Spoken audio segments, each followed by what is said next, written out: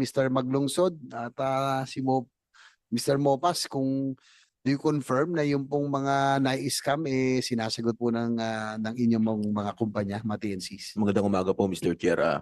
Yung mga unang panahon po, yun ang problema ng rider. Pero recently, very recently, ang mga rider po ngayon hindi na nag-aabono. Sa dami ng umiyak noon sa media. Magmula sa Foodpanda, magmula sa Lalamove, sa GrabFood. Ngayon po, sino-shoulder na ng mga company. Ang problema lang is, tinatamaan po yung performance ng rider. Kaya medyo may problema pa rin sila. Agaya po sa Foodpanda, pagka na-cancel po yung pagkain, sila ang masususpinde. So kahit isoli mo yung pagkain dun sa merchant, ang kapalit po nun, masususpend yung account mo kasi lumalabas, parang nagbogus ka. Kahit hindi mo kasalanan, Wawa naman yun, wala ka namang kasalanan dun, eh. Maraming mga nanloloko talaga, eh, ano magagawa mo dun? hindi ka tatamaan. Sa GrabFood naman po, ganun din. Sino-shoulder yung pagkain, kami nakakain noon bilang rider. Salamat sa GrabFood, binayaran nila. Bala na po sila magtalo ron. At ayaw din po namin yun kasi tatamaan din yung performance po namin. Na pag palagi kaming nalilibre ng pagkain, yung account naman namin na masuspinde. Dahil ang mangyayari, kakasuhan kami ng fraud tsaka ng gaming. So talagang hindi pa rin kami sinuswerte pagdating sa ganung bagay ng mga libreng pagkain. May lason pong dala. Yun ang mahihirap po diyan, eh, 'no? Eh, kaso wala, hindi natin alam kung papaano nila maano yan, eh, malilimit. Kasi siyempre magbo-book, ah, siguro dapat ano na lang, medyo humigpit na lang ngayon ang mga booking siguro pagdating sa pagkain. So, nakikita ko ang solusyon diyan ano, 'wag na lang ano, 'wag na lang cash on delivery pagdating sa pagkain para ma-ensure na walang, manloloko na ganyan. Ano na lang, dun pa lang sa pag-order, eh, bayad na para sure na walang makakapanloko. Kasi pagka-cash na ganyan kawawa talaga yung rider and then sila yung nababalikan. Although wala naman silang kasalanan kasi hindi naman sila yung bumili, nag-deliver lang naman sila. Kapagka hindi nila na-deliver, oh, sa kanila yung ano, yung bagsak. Wala, gano'n talaga, eh. Pero dapat higpitan na lang ng ano, sa platform na lang dapat 'yan, yung mga ganyan. Ayun, magandang araw ulit mga kababayan 'no. Medyo napahaba yung ating intro. Part 5 na po tayo. So, nandito na tayo sa may bandang dulo. Tapos na tayo sa mga ano, sa TNC ng mga four wheels, kay Grab, kay, Joyride. Sabagay wala naman si Joyride dito, eh, hindi hindi siya na ano, hindi siya napasama. So, nag-isa lang talaga dito si Grab. So, part 5 na po tayo, dito na tayo sa mga MC taxi. Pero let's see, once in a while, natatanong pa rin kasi sila diyan, eh. So, dito na po tayo. Let's continue. Four wheels po ako. Wala po kaming ganito. Pagdating po sa mga false booking, mga fake booking, wala po kami nito. Magpe-fake booking po sila, wala po kami Ito, natutuwa ako dito kay Chairman, eh. Medyo may pagkakamadiyan dito si Chairman, eh. pakialam dahil hindi naman po namin silang makukuha. Okay, salamat po. Salamat po. Thank you, Mr. Chair.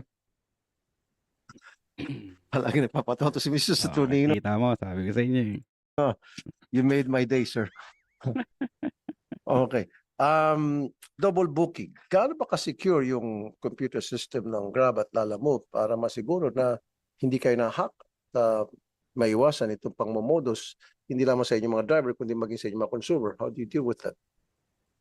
Salamat po sa tanong. No? Unang-una, mataas po yung standards na ina-apply ng Grab when it comes to cybersecurity. At mataas din na standards ang ina-apply ng Grab when it comes to the safety of passengers saka po sa ating mga drivers. So tayo mataas yung pagtingin at pag-invest natin dito. Kaya nga po sa amin, hindi po nangyayari yung double bookings, Mr. Chair. Okay, pero Excuse. Double booking, hindi naman talaga po puwede mag-double booking sa ano, sa GrabCar ano. Meron sila yung, rideshare, share ride kumbaga, ayan. Dalawang ano 'yun, dalawang tao magbo-book, parang Uber dati. Pero dalawang tao lang 'yun, magkaibang tao na dapat, along the way ang kanilang, ano, ang kanilang, drop off. So, ang pasahero po diyan ay isa-isa lang. So, hindi porke Grab, four-seater 'yan, apat kayo. So, kada book mo isang tao lang 'yan and then, susunduin, ida-drop, susunduin, ida-drop, ganyan lang po 'yan, isa-isa. Pero sabi nila ano daw 'yan, nakakatipid. Pero alam niyo, tinry ko mag-book ng, GrabShare, iisang, pickup location, iisang drop-off, pero alam niyo kung ano nangyari, nagdoble yung pamasahe. Nai-ano ko na 'yan dati nun, nagawan ko na 'yan ng ticket, inano ko sa kanila 'yan. Pero gano'n daw talaga, eh, system daw 'yun, eh.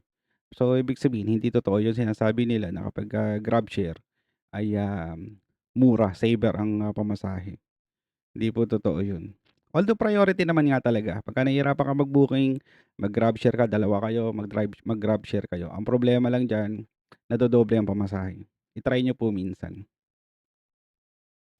Hindi ba kayo muna sine-certify ng DICT to ensure na yung inyong computer system ay hindi basta-basta ma-hack? Opo, yung platform po ay regulated ng DICT. So kami po ay lahat ng compliance measures na mayroon dito kasama po sa Data Privacy Commission. Kami po ay sumusunod at nagre-report po sa kanila. Wala ho ba kayong mga insidenteng reported na hack yung mga accounts? Yung mga accounts po, if nanggaling po sa bahagi ng platform, wala po. Pero yung halimbawa fraud, scheming sa ibang hindi po nanggagaling sa app mismo, Mr. Chair. Alala mo Ah, with all respect naman sa Grab, maganda naman talaga yung platform nila 'no.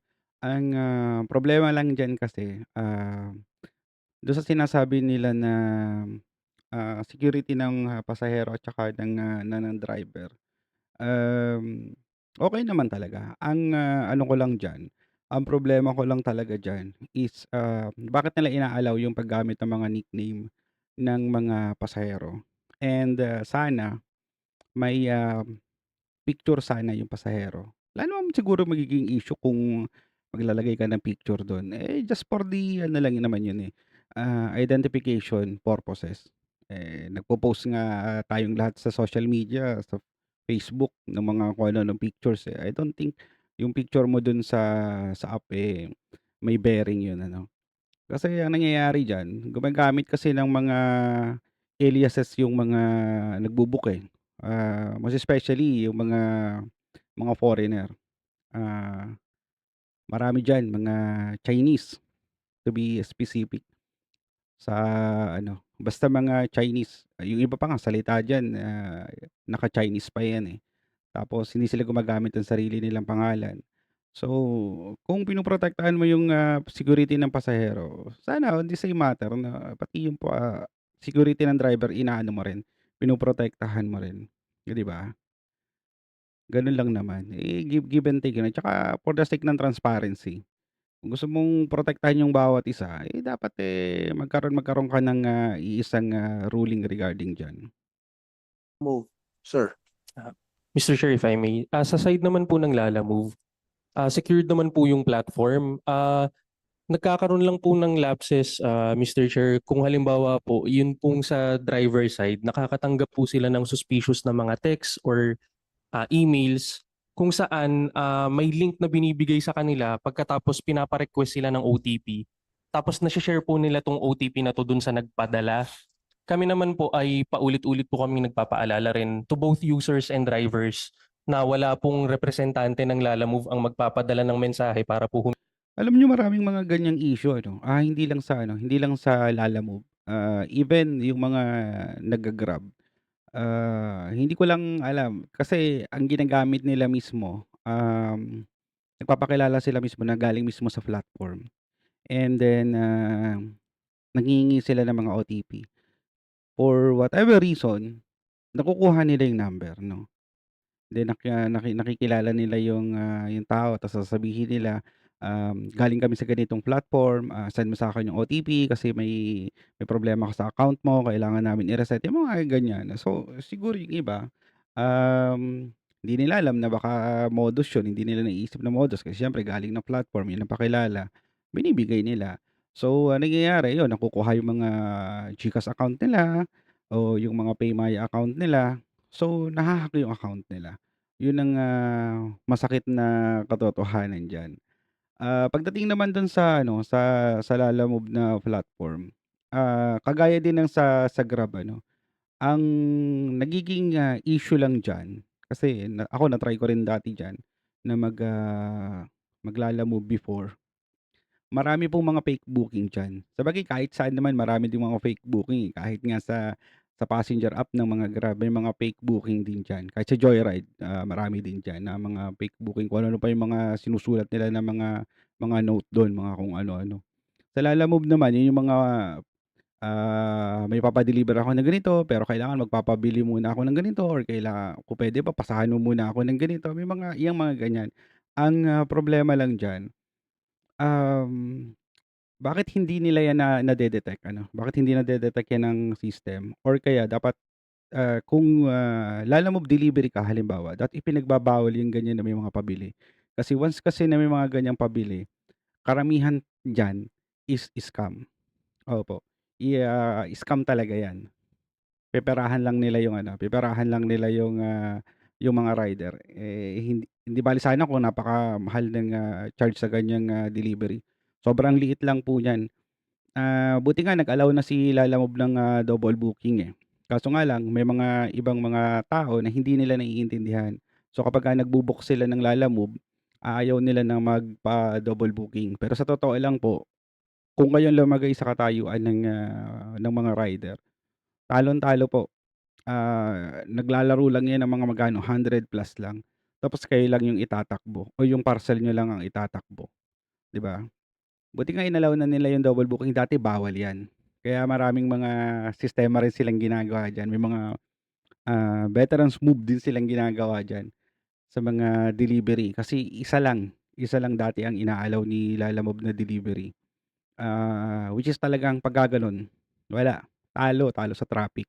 Tapos kakargahan ka pa ng sobrang dami, sobra dun sa nire-required lang base dun sa ibinook mo na sasakyan. Humingi ng OTP.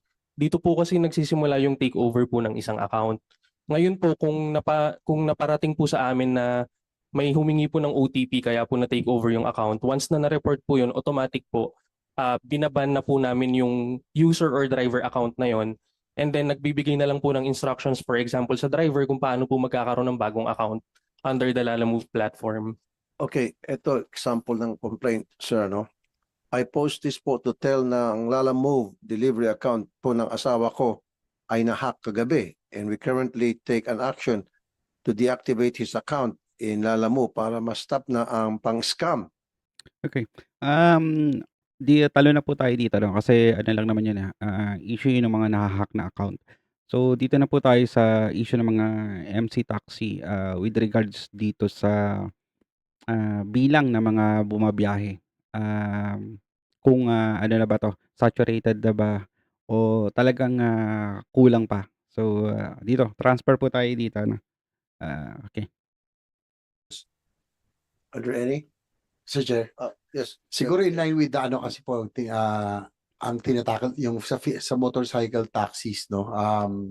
Siguro tanong ko lang po si Chair Guadis, how many current motorcycle taxis legitimately operating in the country? Kasi nga po, as mentioned, Mr. Chair, 2016 pa ito, no? Mula nung nag-pilot program.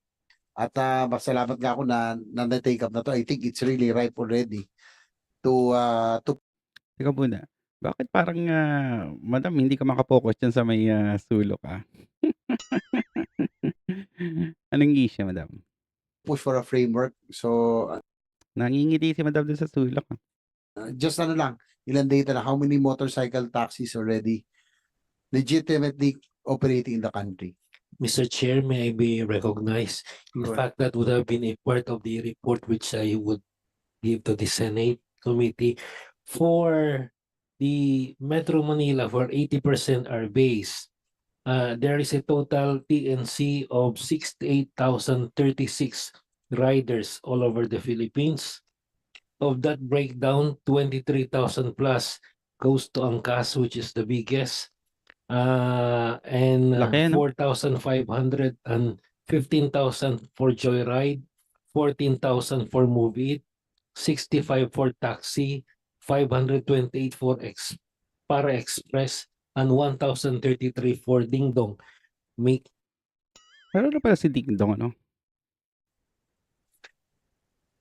So ilan po yung ilan po yung TNC in total companies?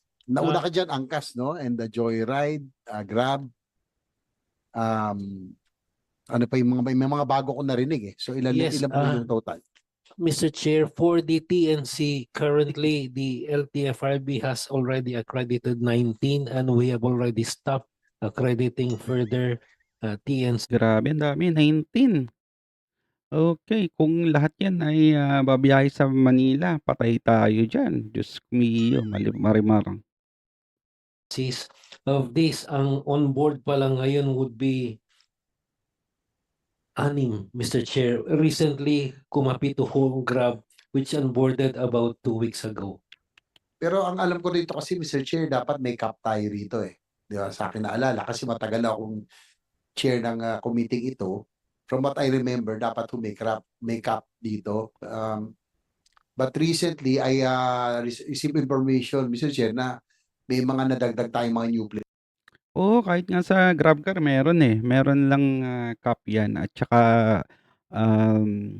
hindi lagi nagre-release si LTFRB ng slot. So kapag may balita na magre-release si LTFRB ng slot, talagang inaabangan yan. Pero ano lang yan, once in a while lang yan, nagre-release. Dito sa kanila, parang naka-open yata to, open slot. Players. And base po sa binasa nyo, Chairman Guadis, mukhang ang dami ho. That's more than what is allowed yung sa ating pong cap. Can you explain po? Yes, Mr. Chair. We're talking of motorcycle taxi, Mr. Chair.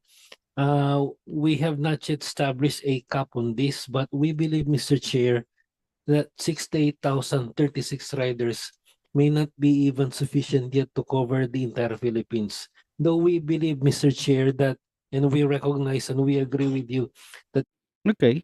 Kung sinasabi mong buong Pilipinas, hindi naman nga talaga kakayanin kung i-cover mo yung buong Pilipinas. Pero dapat yan, ginagawa nyo yan ng paraan na bawat region or bawat municipality ay meron lang na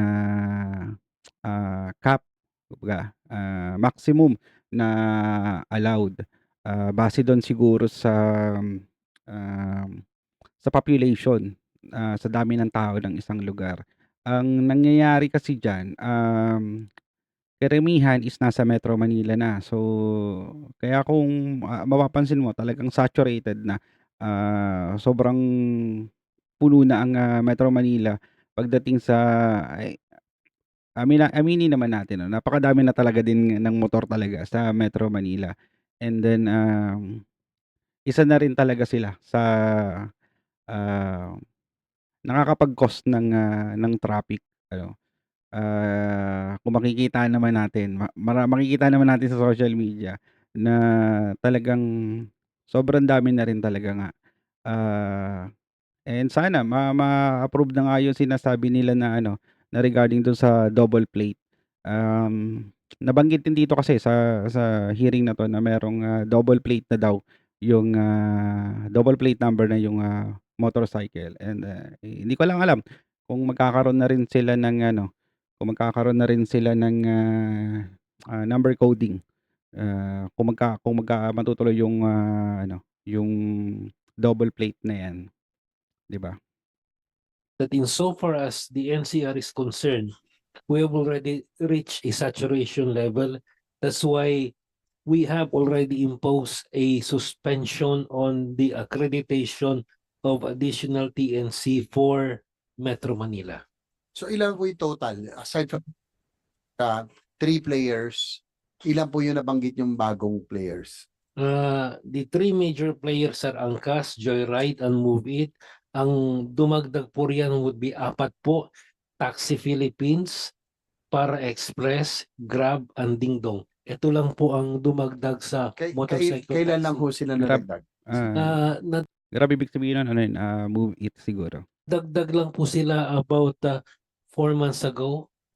Bago And ho sila, mga bagong kumpanya. yes, Mr. Chair, and they were given only 2,000 each of these four, and the agreement is that they should be deployed outside NCR. So these are deployed in regions 3 and 4. That's why I asked Mr. Chair kasi ang Okay. concern ho natin dito, yung pong strict, dapat stricto tayo sa TNCs, no? Especially, ako po, rider po ako. I know that it's really dangerous sa 2 wheels compared to 4 wheels.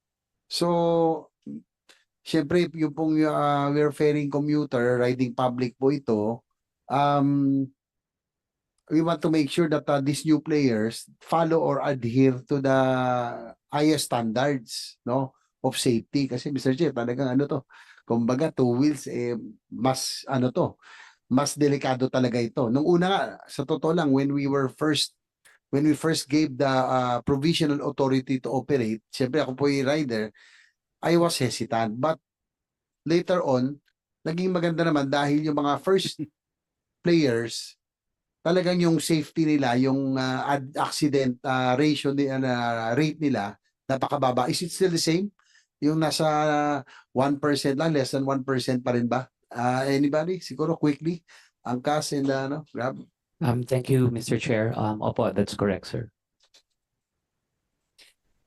Sa inyo po, ilan ang accident rate? Do you have any Sa move it po, Mr. Chair, same pa rin po kung ano po yung dati. because if we want to really push for this measure na magkaroon na tayo finally ng framework ng batas kasi provisional authority pa rin tayo, no? We want to make sure na talagang yung higher standards of safety are still being followed. Kaya nga I'm very much concerned. Bakit kaya walang ano dito? Bakit kaya walang joyride dito, no? Parang ayoko na lang magsalita regarding sa mga aksidente sa kalsada. Pero dapat nandiyan sila kasi isa din sila sa matagal. Halos kasabayan sila ni Angkas kung hindi ako nagkakamali. Bakit may mga bago tayong mga players, ganun din ba yung kanilang standards na sinusundan? No? Kaya lang, doon po sa sinabi nyo kanina, Chairman Guadi, so itong mga new players are outside NCR na? Tama po ba? Yes, Mr. Chair.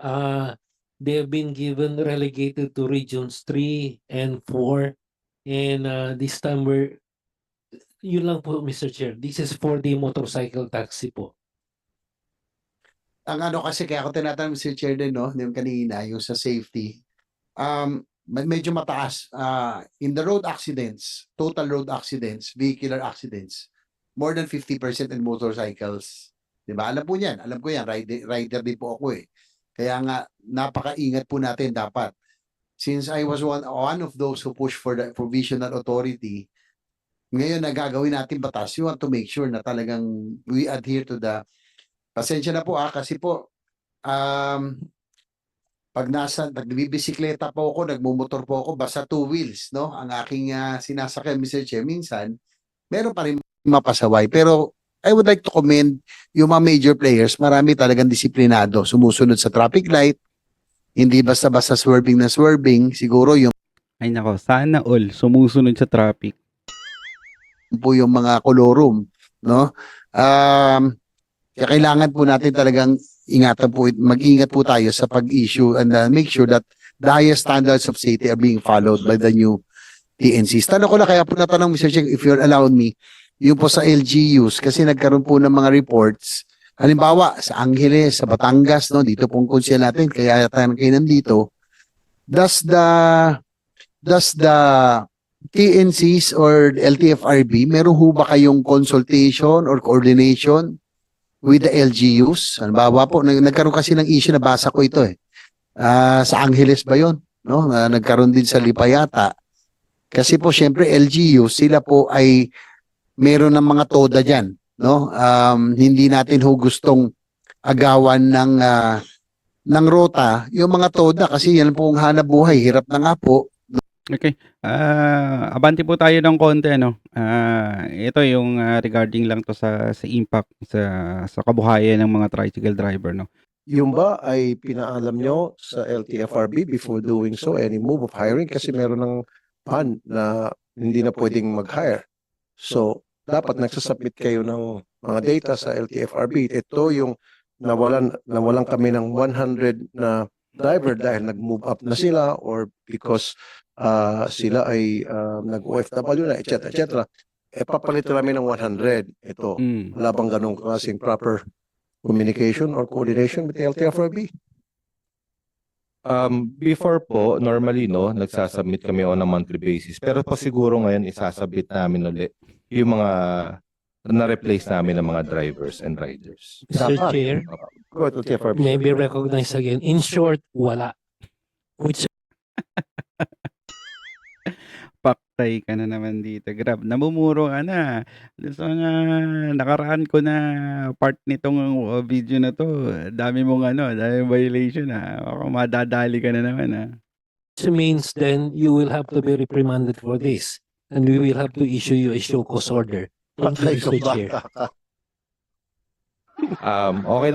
Okay lang po sa amin yun. Wala pong problema. We will Okay lang kayong masuspinde? comply naman. Oh, see? Man of the hour, Attorney Teofilo Guadis ng LTFRB. Dalawa na rin kanina, suspension ngayon. Show cause order. Mr. Chair, the other one is I'm for starting to like you, Attorney Guadis.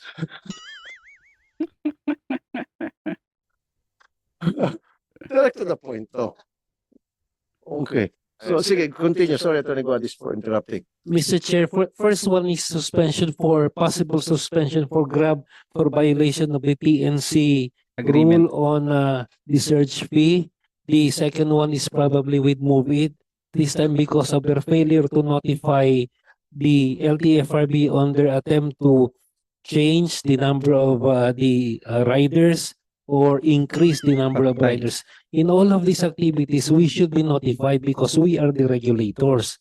And being left out in the dark doesn't speak well of them and may probably be a ground for their suspension. Okay. Ay, bumilib na ako Patay sa iyo. ka Baka dyan. naman hanggang dakdak lang yan. Yun yung gusto ko dun ang ganda ka na lang yan. Hanggang laway lang, laway. You should walk the talk. Mr. Chair, we will give you the results of our investigation in 1 week. Nako, in 1 week. Ang problema, nagkaroon ng holiday. So, kailan kaya yung 1 week na yan? Out boy. Your That's my Honor. man. Thank you. Thank Word for the day, taboy. you. Mr. Yes. Chair, if I may. Ay, sino? O sige. Kasi ano mo na, DOTR. Thank you, Mr. Chair. Ito siguro from DOTR po, no? I'd like to take off from the statement of Senator J.B. Ejercito and then dito po sa committee. I'm very concerned po yung sa sinabi niyo about bullying. And then obviously po, marami po tayong mga sasakyan, different modes of transportation. And I'd like to take off from the statement. I think we plan to have a program from DOTR and it'll be titled Share the Road. Kasi sa nakikita ko po, marami pong interesadong gumamit sa daanan. Because I think lahat po tayo may interest na magsilbi sa ating mananakay in different modes. And I think with that intention, which I think lahat naman tayo po fair at maayos ang intention, ngunit isa lang ang daanan. And sabi nga ni Senator JB, mahirap po yung ganong bullying. Siguro we could start a program on the part of DOTR that we share the road sa lahat. At we try and we should live together para po hindi na mangyari yung ganong klaseng experience, but also with the objective of giving our commuters the choices po. Yun lang po, gusto ko po lang may-share from that statement. Thank you po. Mr. Chair, if I may. Kanina nauna si Mr. Wayne Jacinto. You raised your... Ano lang talaga yan, wala tayong magagawa sa daan dati pa namang nag-share na ng road. So, lahat naman, para sa lahat na naman talaga, even before. Ano lang talaga yan, proper implementation lang, strict lang tayo sa pagpapatupad ng batas para walang mga pasaway. Pagka mali talaga. Pagka dapat tikitan, ticket talaga. Ganun lang naman yan kasimple. Yes, Mr. Chair. Sasubmit po kami sa LTFRB po sa kagustuhan din ng TWG to comply po dun sa mga gusto nila mangyari. However, Mr. Chair, sana po ay mabigyan din pansin yung amin din dinudunog na sana po lahat po ng tumatakbo sa MC Taxi, especially sana po naka-pro license. Kasi meron pong naka-non-pro na nakakapagpatakbo po sa MC Taxi, number 1. Okay. Talaga naman na kapagka ikaw ay, pa-public utility vehicle, ano talaga 'yan, dapat professional, driver's license ka 'no, na holder ka. Kahit naman sa mga company, try mo pumasok ng mga driver sa company, hindi ka nila i-a-allow kung naka non-pro ka. Kailangan once na humawak ka ng, company vehicle, ang lisensya mo ay, professional, 'yan ay, nasa safety 'yan. So, hindi po puwede na non-pro. So, lalo na pagka ganyang nasa public utility ka, kailangan, professional talaga 'yan. Hindi ko lang alam, parang sinasabi yata dito is may mga nakakalusot. Check natin. Number 2, yung area specified po sa amin is Metro Manila, Cebu, and CDO. Hindi ko po alam kung bakit merong ibang MC Taxi na lumalabas po dun sa area of coverage po na stated po dun sa guidelines. Yun lang po. Maraming salamat. Okay. So motorcycle taxi riders nakakapagmaneho, pinapayagan na non-prof ang lisensya. That should happen. Sir Chair, may I be recognized on that issue? It's a primordial requirement na pag in-accredit mo ang isang driver for a public utility vehicle, dapat professional ang driver's license Yes. mo. And that is up to the TNC to first inspect. Dahil sila po, rider po nila yon. But thank you for telling me that we're going to evaluate now all the applicants. And if we found out that Pakpay ka diha. there is one non-pro rider of a TNC that was accredited, we will ask the TNC to show cause and explain bakit siya nag-accredit ng isang driver which is not a professional.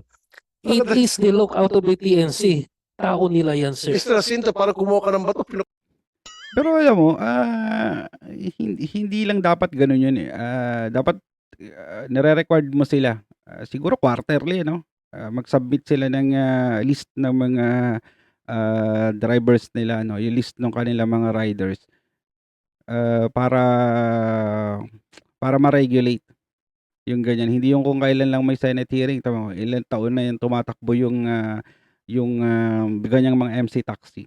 Then, ngayon lang nila malalaman na may mga ganyan pala. So, kung wala pang hearing, hindi nyo i-oversight, hindi nyo iimbestigahan yung mga ganyan na mga possible na paglabag, no? pinupok mo sa ulo mo. Mr. Chair, we are proud to say na lahat po ng aming riders ay naka-pro license po. And if Yun naman ever pala. po, naka-non-pro po ang rider, lalong-lalo na po yung mga nasa habal-habal na sector. Refer mo na Meron po kasi nakakarating sa aking balita, other TNCs po, hindi... mention mo yung pangalan. Go ahead. Patay na, laglagan na to. No, go ahead. Mention. Natatawa na si boss dun sa likod, sa ano ni Sir Rapi. Mukhang alam na niya kung sino yun. The name. So, mayroon po Hindi ka para maging petay rin. So may nakakarating po report sa amin na kasi po may mga nag-a-apply sa amin from other TNCs na pumupunta ng Movit, gusto mag-apply. So meron Buti na lang wala si Joyride dito. Kaya nagkataon na nandiyan si Joyride, kakagulo tong tatlong to. pong nakikita namin, sinasabi namin hindi po pwede itong tanggapin namin dahil po naka-non-pro kayo. So ang sabi po sa kanila, ina-allow naman kami dito sa isang TNC, but sa inyo Anong ang pangalan ng isang TNC? Angkas po, Angkas. Paktay. Atay na. Nako. Nagkakagulo na to, sigurado. Oh, okay. Angkas. Oh. Angkas. Ano yan? Inaalaw pala ninyo. Boss, Mr. Chairman, gloves Napaboss na si Sir, no? Taga-angkas, no? off na po ba? Kasi, gloves off na daw. Ibig sabihin nun, mag-Google B na sila. I assure you, Mr. Chairman, wala pong katotohanan yan. And sana po maging prudent po yung mga tao na to not commit any type of slander. Sinisiraan mo daw, move it. Ay, nako naman. Walang ganyan. Walang siraan. Ang bira naman daw. Porque mas marami si Angkas eh. Ay, nako talaga. Especially in a public hearing like this kasi we're in fact working with the LTO po. Meron po tayong non-pro to pro program and in which case we Nako naman. With all due respect naman kay Angkas. Oh. Gusto ko na yung mga galawan ni Sir talaga na. actually teach the non-professionals on how to apply for a professional license. But we do not accept po anybody in a motorcycle taxi na non-pro. On top of that po, Mr. Chairman, I'd just like to point out, yung TESTA certification po ng motorcycles as a business, ang Angkas po ang gumawa ng curriculum. At yung pong mga TESDA ng mga trainers, kami po yung nagtitrain. So we take safety very Wow. seriously. And the accusation po that we have non-pro license is quite ridiculous and quite concerning, especially coming from Pero alam niyo sa totoo lang, sa mga nakakausap ko ng mga rider, no, ang platform ni Angkas ay napakaganda. Kumbaga parang ano din yan, parang si Grab, mahigpit din yan, lalo na pagdating sa mga pag-accept ng booking, pagdating sa cancellation, mahigpit yan, unlike kay Joyride. Mas maganda ang platform ni Angkas kumbaga. With all due respect, okay ang platform ni Angkas. So, possible mukhang totoo naman talaga yung sinasabi niya. Kasi okay naman talaga yung platform nila sa totoo lang. from a fellow participant, no? Pare-pareho lang po tayo dito na sumusunod, nagsiservisyo. Sana po walang ganong klaseng mga siraan. Okay, I just want to be fair as well. I just want to be in the middle. Nakarating sa kanyang sumbong, ibig sabihin may nagsusumbong. Hindi naman niya siguro out of the blue gagawa siya ng ganong klaseng istorya lang. So meron talaga mga nakapagsabi sa kanya na gusto lumipat sa kanila na doon sa kabila, okay lang. Dito pala sa inyo, kailangan pala professional driver's license. Sana po masubstantiate yun kasi Yan lang nga lang. yun nga po. So pwede pong gumagawa po siya ng storya, hindi po natin alam. Pwedeng gumagawa, pwedeng hindi. Pwede rin pong hindi. Yes. Pero I can assure you in our platform, 100% lahat po naka-pro Okay, license. FTO, wala ba kayong pwedeng Club gawing natin. monitoring system na para ma-ensure ito pong mga driver sa Angkas, sa Movit, lahat ay professional driver. Wala ba yung parang mag-enroll?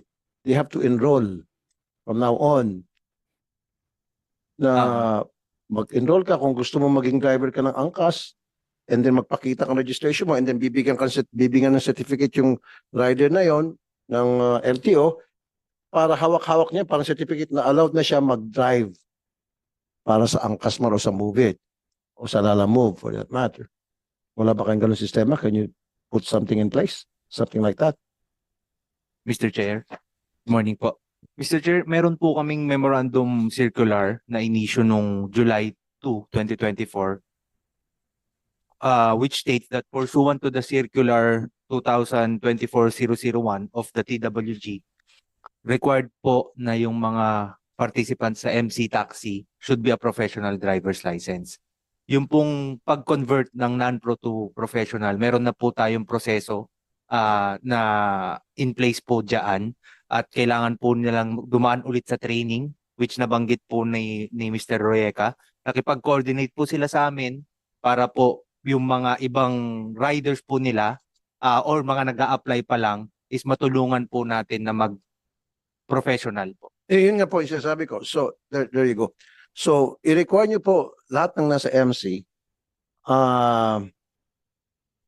kapag yung driver nila or yung applicant nila para maging rider nila nag-a-apply, isang step doon ay pumunta sa LTO, mag-register. Para yung LTO mag-evaluate kung ito ba ay driver's license niya ba ay green or red or bad ang record nito.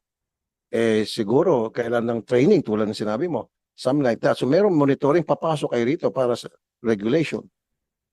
Yes po, Mr. Chair. Sumulat po kami sa LTFRB kay Chairman Guadis asking for the list of drivers po Good. ng bawat TNC. In fact, pati po yung vehicle, ano po yung mga kasali dahil kasama po doon sa MCing nabanggit ko, bukod sa dapat professional driver's license po, may plaka po dapat po yung TNC.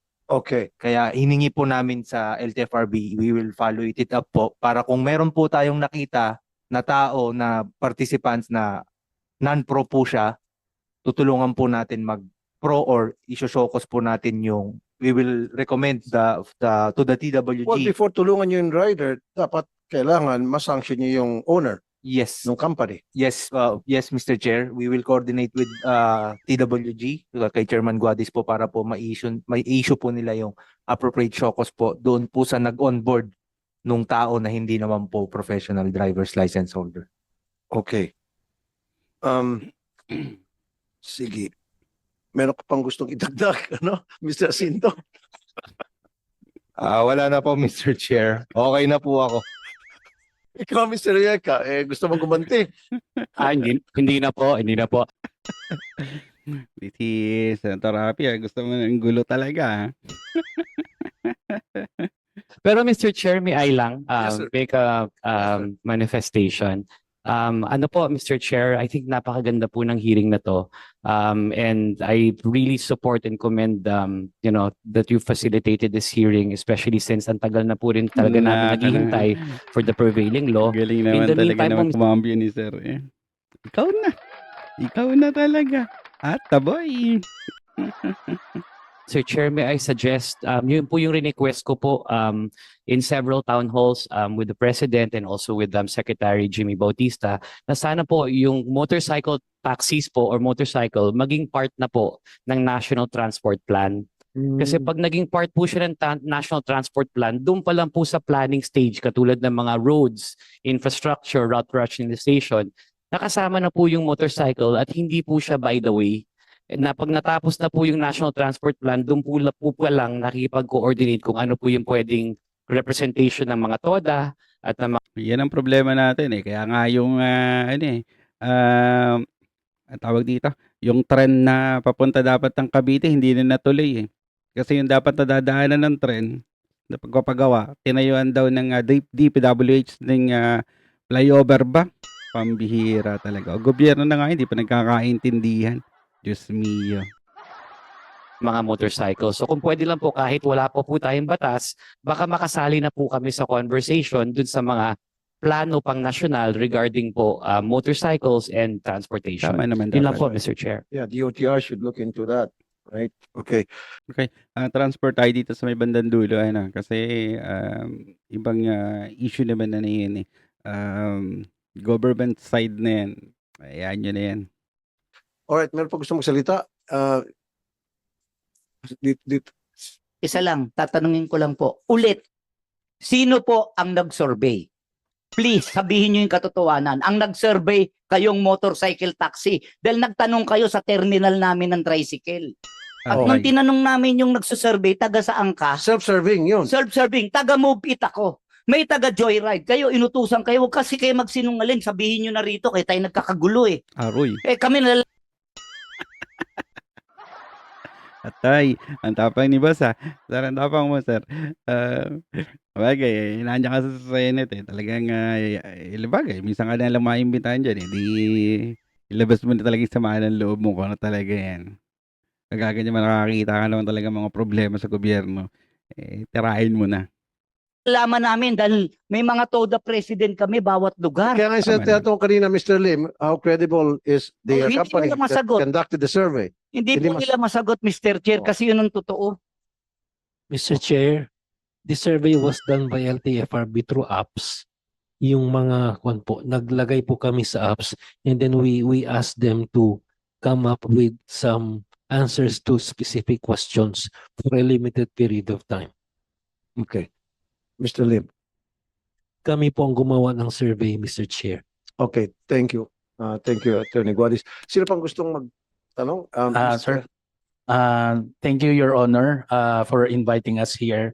Ako po si Ginoong Patrick Climaco, Secretary General ng Consumer at Mamamayan-PH. Sir, meron po akong dalawang gustong i-point out. Yung una po, yung pong pahayag po namin na suportado po namin itong mga ganitong pagkilos po, na sana po ma-establish na po into law yung pong instead na provisional, ma-establish po na magkaroon ng ano po ba yung dapat na proseso po natin doon sa bilang ng mga motorcycles, taxis. Kasi po, simple lang naman po yung hiling po namin bilang mga consumer na makapasok at makauwi po sa amin sa mga aming mahal sa buhay. Although mas mataas po ito kaysa dun sa pagsakay po ng jeep, pagsakay po ng bus, mas mataas po ng konting pamasahe. Pero ang importante po dito, mas mabibigyan po ito ng maginhawang paglalakbay po sa aming mga consumer. Yun lamang po. Tas Senator, may isa pa akong concern since naandito naman yung big three na motorcycle taxis. Sir, kanina pinoint out nyo na nagpapatay sila, nagla-log out dun sa app pagka rush hour o kaya maulan. Tama po yun, sir. May napansin na po akong ganyan. Pero kanina po, papunta po ako dito, dyan po sa area ng Buendia LRT, McDonald's, DLTV. Hindi lang po yun. Yung pong dahilan kung bakit nila pinapatay o nila log out yung app. Natuklasan ko po kasi, sir, habang nagbubook po ako, may lumapit po sa akin. Isang light blue, isang dark blue, which is Angkas and Joyride. Nag-aalok po sa akin. Nung pagkasagot ko po na ito po nagbubuking na po ako, hindi na kumibo. So something fishy come into my mind na lalabas to na kolorum. Kasi po hindi siya magre-register dun sa sistema ng app ng Angkas at saka ng Joyride. Paano po kaya ang mga mekanismo para maprotektahan? Yan po ay isa lang ang reason bakit may mga ganyan instead na gumamit sila ng app, itinatakbo nila yung pasahero ng hindi nakabuking kasi sila ay nag-aarimuhanan pagdating doon sa commission, doon sa porsyento na kinukuha sa kanila. Kasi syempre, unang-una, lit na nga naman ng pamasahe. Tapos sobrang traffic. Kaya nila nagagawa yung mga ganyan. Well, kahit naman sa mga four wheels, may mga issue din na ganyan na yung iba kinakausap niya yung mga pasahero na okay, tatakbo na kita ng ganito na wag na lang sa app. May mga nangyayari po talagang ganyan. So totoo lang. Po yung mga mananakay na katulad po namin. Kanina po, sir, nabanggit nyo may nagreklamo sa inyo na Angkas, rehistrado talaga tapos muntikan pa siyang mahalay. How much more na daylight, walang rehistro ng aking pagbubuk kung papatulang ko po yung driver na yon ng kanyang offer. Good question. So Angkas, wala kayong monitoring system na pag yung inyo pong rider nagpatay ng app, agad-agad questionin mo, bigyan nyo ng patawag para magpaliwanag. Kasi nangyari talaga yan palagi, yung nagpapatay ng app, especially kapag rush hour or kapag umuulan. And yeah, buti na point out ni Sir Patrick. And para magkolorum sila, and then magcha-charge sila mas malaki. Now, itong pasahero, gusto lang makauwi, sige, kahit na triple pa yan. Wala kayong sistema na para ma-address itong issue na to, sir. Maraming salamat po, Mr. Chairman. Actually po, meron kaming fraud detection system. Chine-check po namin kung yung frequency na pagsisirado ng offline tas pag-online, meron pong algorithm yon na nagde-detect na kung ginagawa niya ng madalas, ibig sabihin either nag-check siya ng price para malaman yung presyo, yung basehan ng presyo, tapos ino-off niya yung app para maghabal-habal. So na-check po natin yung meron na po tayong mga na-ban based on that. Pero sir, with all respect naman kay sir, no. I think kabisado niya yung app. Naiintindihan niya. Compare to sa taga-Grab, mas alam niya yung sistema sa app nila. Totoo yun. Taas ang insidente ng pagpapatay ng app. During rush hour, hindi mo na-observe yan. During mga umuulan-ulan. Sir, actually po kami po sa experience po namin no, for peak hour at for pag umuulan ng konti po basta hindi po typhoon, actually yung drivers po namin tumataas po yung online. Tumataas po yung online bikers namin on the road. No, sir. Opo. During peak hours at kapag umuulan, no drivers available. Palagi yan. Mga-staff ko. Yan palang reklamo ng mga staff ko. Sasabihin, no drivers available. Oh. Tama po yan, sir. Kasi maging sa Grab, ganun din. Pinapatay yung apps. Alam nyo, discretion naman kasi yan eh. Discretion naman kasi yan ng bawat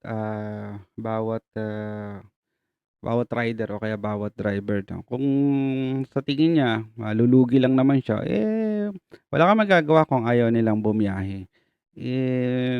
Siyempre, alam na may pagsasapalaran nila. Kahit naman siguro kanino lumagay, no? Na kapag sa tingin mo, lugi ka rin di wag ka na rin lang bumiyahe, no? Ganun lang naman yan ka-simple. Mas okay pa yung wag kang bumiyahe during rush hour kaysa dun sa magka-cancel ka tapos magpapahintay ka. Mas okay na yon. At saka isa pa, mas okay na rin ngayon na hindi masyadong marami yung bumabiyahe, di ba? Kasi ano na yun, pambawas traffic na yun. Kasi pag rush hour talagang sobrang traffic lalo na dyan sa parte ng Makati na yan. Patalon ng Liliban ka papunta ng BGC. Naku po, Diyos mio, grabe ang ano dyan, grabe ang traffic dyan. Kaya pagka dyan ka napapunta sa mga parte ng rush hour, naku, masisira buhay mo. Yung ano namin, kasabihan namin dyan. Basta pagka magmamakati ka, kaya tatalon ka ng BGC, sira buhay mo dyan, pagka ganyan. Kaya iba talaga hindi na lang bumabiyahe. Which is, di ba, oo nga, wala nga, nahihirapan nga mag-book yung iba. Pero, on the other hand naman, at least kahit paano, nababawasan naman yung mga sasakyan, di ba? Biruin mo, kung nandyan lahat yan sakali, sama-sama yung mga yan, di, napaka-traffic lalo niyan, di ba? Di ba? Ito si Mr. Baka may kasagutan si Mr. Malungsod. Sir, amin na kami, sir. Ha? Sa tagal kasi ng pilot run, Ito. gumugulang na yung mga rider. Mhm. Ang tagal nyong i-regular to, gawing batas to, nakakaisip na yung rider ng bagay na papabor na sa kanila. Aha. Ang tagal na kasi ng panahon eh. Kahit saan naman let's admit na, kahit saan naman basta kahit nga sa trabaho once na matagal mo nang ginagawa yung isang trabaho, alam mo na yung pasikot-sikot niyan, alam mo na kung paano lulusutan yan Kahit nga sa gobyerno, di ba? Basta lagi mo nang ginagawa yung isang bagay, napakadali mo nang lusutan yan, alam mo na yung pasikot-sikot yan, madali mo nang gawa ng paraan yan kung paano ka mapapadali yung buhay mo, kumbaga. Nakikita namin 2017, 40 pesos lang ang gasolina. 50 hanggang 60 na ngayon. Hindi naman tumaas ang per. Ngayon, ang mindset ng rider, magulang kayo Mga malalaki na yung kumpanya, di pa kami kikita sa inyo ng libo. Ang ginagawa ng rider, nanggugulang na rin. Gulangan. Total, di nyo naman kami mahuhuli. Mhm. Puro lang kayo pilot study. Dalubhasa na nga ako Okay. Totoo naman Sabi ko nga dyan, sa tagal ng pilot study ng mga yan ilan ba yan? 6 years na? Kung kumuha ka ng hulugan ng motor, usually 3 years lang yan. So, nakadalawang motor ka na, di ba? Sa tagal ng pilot study. Ewan ko ba bakit tumagal ng ganyang katagal yan. Kaya, hindi naman sa inaano natin, pero ilagay lang natin sa tama, Kasi, kung ikaw ay bumabiyahe ka as public utility, so dapat ini-impose na ng government yan. Nagkakaroon na sila ng ruling dyan kung paano sila mag-a-apply pagdating sa mga insurance, kailangan pa ba nila ng DTI kagaya ng mga TNBS, kailangan pa ba nila ng BIR dyan, paano yung kanilang tawag dito, paano yung prangkisa nila, di ba? Yung mga ganyang bagay, meron ba silang coding, di ba? Kasi syempre nasa kali na rin lagi yung mga yan kasi naghahanap buhay na So, dapat, lahat na lang i-ano natin, ipapasok natin sa tama 'no. So, much better talaga, ano na 'yan, gawan na ng batas 'yan and then para, maging ano na, maging, patas na sa lahat 'no. Kasi siyempre pati yung mga sa totoo lang kasi, simula nung nagkaroon ng MC Taxi humina na talaga ang ano, ang laki ng hinina ng, TNBS, ng mga Grab. Kasi siyempre sila na yung mabilis na ano, sila na yung mabilis na mode of transportation. So, yung mga nagmamadali, motor na kaagad. Which is kung kagaya dati na wala pa sila, sobrang dami talagang pasahero ng mga ano, ng mga TNBS. Ngayon pailan-ilan na lang ang mga ano, nagka-car 'no. Puro MC taxi na kasi mas mabilis yung biyahe. Kaya sa totoo lang, malaki ang hinina ng mga TNBS nung, pumasok yung MC. Ang problema hindi sila regulated. So, napakabilis lang nila mag-apply, pumasok diyan. So, sana ma-approve na talaga 'yan na magkaroon ng batas para regulated na and then, magkaroon na ng, cap diyan pagdating sa kung gaano lang karami. Tagal ng pilot study, graduate na ako, 4 na taon, magma-masteral na. Tapos Tama naman. nagtataka ngayon bakit walang booking, ba't naghahabal, ang tatalino natin sa gobyerno Mas matatalino yung nasa kalsada. Kami yung nagsiservisyo Ayaw niyo makinig sa amin, di gagawa kami ng para kumita kami ng mas malaki rin. So, Kung hindi natin po ililigal to, ilang taon na, si Ariel nga tumanda na rin so sino sinisisi mo dito? Gobyerno na po. Ang tagal na ng pilot study. Ang sabi noon, nung nag-uusap kami, pilot study, 6 months to 1 year. Totoo 5 naman taon yun. na po, masteral na. Paano man Kung kumuha ka nga ng motor, nakadalawa ka na lang sana, sir, every now and then, nagbabago ng LTFRB chairman Dati ang humuli pa sa amin, si Lisada. Sino si Lisada? Dating spokesperson ng LTFRB. Spokesperson, ang chairman, yung Board member. Ba't kayo hinuli? Kasi illegal daw po kami. Yun lang alam namin na hanap buhay pag bumotorsiklo matagal na yung habal-habal wala pa sila sa gobyerno, may habal-habal na 2000 na may habal-habal na. Una kong narinig yung mga habal-habal na yan, sa Bicol. Sa Bicol yun sa probinsya. Sila yung mga umaakyat sa medyo, mga paakyat yata ng mga bundok. Matagal na yan, way back, ewan ko ba. Basta sobrang tagal na lang, 2003, 2004, narinig ko na yan. May mga ganyan na daw. So, nagulat ako na pati sa Manila, inadopt na nila yan. Kaya, ayan. Pinopost na ni Congressman H. Durano. Hanggang ngayon, namatay na si Representative Raul Delmar ng Cebu. Andiyan pa rin yung panukala na yun. Nananatili yung pilot run Hindi ko malaman kung patalino tayo o pamangmang Attorney Cuadis, pakisagot. Aray ko. Okay? Sa totoo lang, for the sake ng ng transparency, alam mo para sa akin talaga, dapat talaga na yan. Kung